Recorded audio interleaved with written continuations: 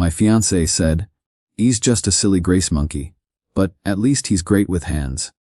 She made fun of my career at her office party, in front of everyone. My reply was to put the ring on the table and say, "We're done." The entire party went silent as I walked out the door.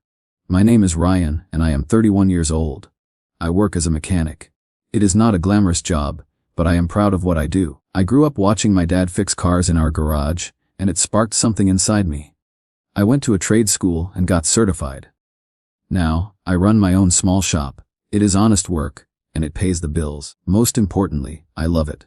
That is why what my fiancée, well, my ex-fiancée now, did at her office party hit me so hard. My ex, who I will call Rachel, is the opposite of me in a lot of ways.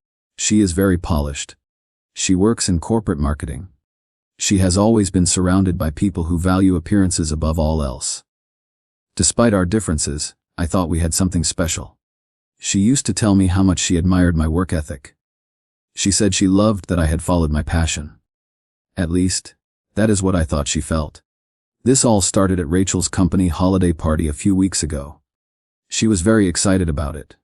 She said it would be a chance for me to meet her colleagues and see her world. I was a little nervous. I am not exactly comfortable wearing suits and being in fancy settings. But I wanted to support her, so I agreed to go. When we arrived, the event was exactly what I had expected. It was sleek, high-end, and filled with people who looked like they had just stepped out of a fashion magazine. Rachel blended right in, laughing and chatting with her coworkers. I, on the other hand, felt like an outsider, but I told myself that it did not matter. I was there for her, not for them. Things started going south about an hour into the party. Rachel was introducing me to a group of her colleagues. One of them, a guy who looked like he had been born in a boardroom, asked me what I did for a living. "I run a small auto repair shop," I said simply. Before the guy could respond, Rachel jumped in. "Isn't that cute?" she said with a laugh. "He's like a modern-day grease monkey." The group chuckled, and I froze. "Grease monkey," I repeated, glancing at her. She waved it off. "Oh, come on. It's just a joke. Don't be so serious." The group quickly moved on to another topic, but I could not shake her comment. It was not just the words she had used. It was her tone. It was the way she said it, like my job was some silly little hobby instead of a legitimate career. I tried to brush it off. I told myself I was overthinking it. But deep down, it stung. The final blow came later that evening, during a toast. Rachel stood up in front of everyone, with her glass in her hand. She started by thanking her team for all their hard work. Then, out of nowhere, she shifted the focus to me. "And a special thanks to my fiancé," she said, smiling. "He's not exactly a corporate guy, but he's great with his hands. If anyone's car breaks down, you know who to call." The room erupted in laughter. I felt my face get hot as dozens of eyes turned toward me. Their smiles were tinged with a look of condescension. Rachel was beaming, clearly pleased with herself. I just sat there, feeling completely humiliated. As the laughter died down, I locked eyes with Rachel. I was silently asking her why she would do that. She did not seem to notice my discomfort. Or worse, she did not care. She was too busy soaking in the attention, clearly proud of her little joke.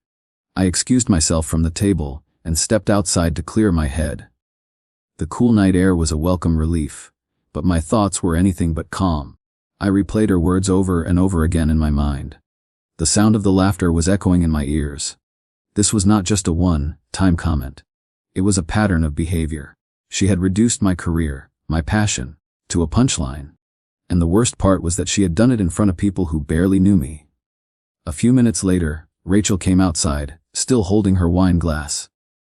"There you are," she said, her tone light and carefree. "Why did you run off?" I turned to face her, trying to keep my voice steady. "Do you have any idea how embarrassing that was?" She blinked, clearly taken aback. "What are you talking about?" "The toast," I said, my frustration bubbling to the surface. "You made me sound like some kind of handyman that you keep around for convenience." She laughed, like it was no big deal. "Oh, come on. It was just a joke. Everyone loved it." "I did not love it," I said firmly. "And it is not the first time you have done this. You have made comments like this before." But tonight, Ukra's smile faded. It was replaced by a defensive glare. "You're overreacting," I was just trying to lighten the mood. By belittling me?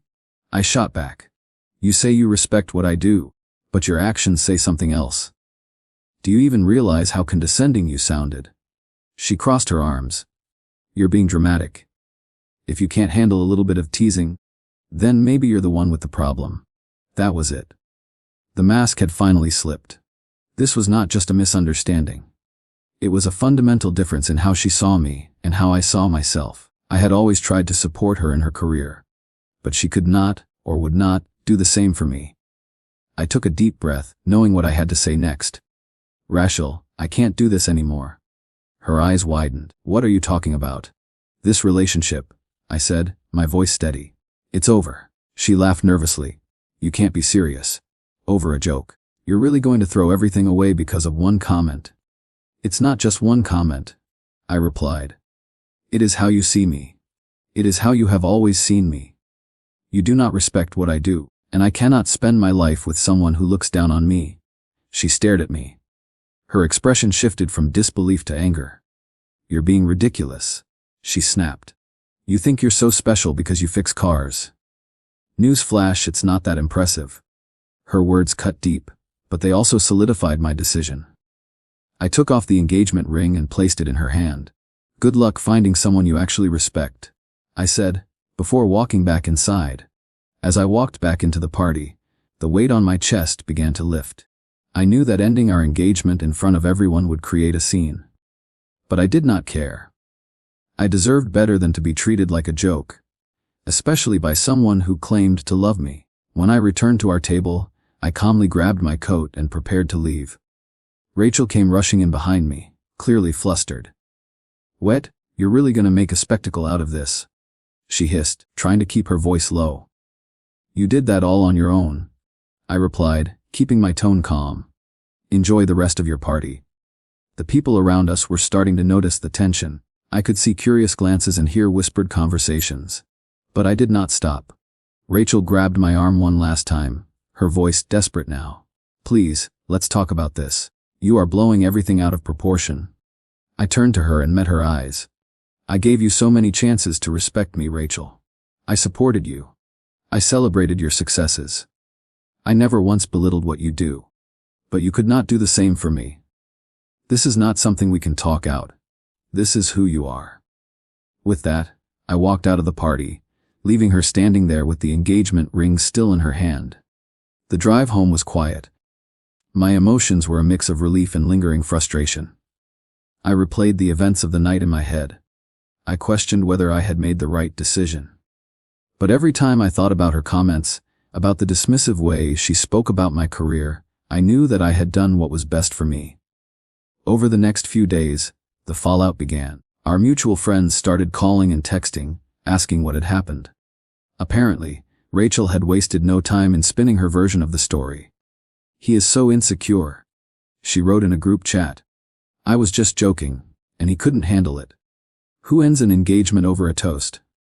I chose not to engage. The people who mattered knew the truth, and I was not about to stoop to her level. But when one friend sent me screenshots of her venting on social media, I realized that she was not going to stop. She was painting me as a controlling and overly sensitive person. She claimed she had dodged a bullet. That is when I decided it was time to take control of the narrative. I reached out to the people who had been at the party. I talked to friends, colleagues, and even acquaintances. I calmly explained my side of the story. I told them about the constant belittling, the lack of respect, and how the party was just the final straw. Most of them were very understanding. Some of them even apologized for laughing at the toast. One of her coworkers sent me a private message. I never liked the way she talked about you, she wrote. She made it sound like she was settling for less. It stung to read that, but it also validated my decision. Rachel had never truly valued me or my work, and I was not going to let her continue to define the narrative. My decision to end the engagement sent ripples through our social circles, but I stayed firm. Rachel continued her attempts to paint me as the villain. But her behavior at the party, and the stories that others were sharing about her, began to catch up with her. One particularly satisfying moment came when a mutual friend who had been on the fence messaged me. I talked to someone at her office. He wrote. They said she brags about how she settled for you because she thought you would be easy to control. Sounds like you dodged a bullet. Dodged a bullet, indeed. The ultimate moment of closure came when I got a call from her boss. Apparently, the gossip about the party had made its way back to the management team. They were concerned about her professionalism. I did not have to say much. I just confirmed the facts about the toast and her subsequent behavior. The boss thanked me and said they would handle it internally. I do not know what happened after that, but I heard through the grapevine that Rachel was passed over for a promotion she had been hoping for. Actions, after all, have consequences. With Rachel out of my life, I threw myself into my work and the things I loved. I started taking on more complex projects at my shop. I upgraded some of my tools. I even began teaching a weekend class for aspiring mechanics. It felt good to focus on something that brought me joy, free from judgment or condescension. As for the engagement ring, I sold it. I used the money to treat myself to a much-needed vacation. It was my way of closing that chapter and moving forward. Looking back, I realized that the breakup was not just about the toast. It was about what the toast revealed. Rachel did not see me as an equal. She saw me as someone to mock, to control, and to use for her own ego. And that is not love. Love is about respect, partnership, and lifting each other up, not tearing each other down for a cheap laugh. So, if you are ever in a relationship where you feel belittled or undervalued, take this as your sign. You deserve better. Walk away, even if it is hard. And if this story about standing up for yourself helps even one person, then it was worth telling.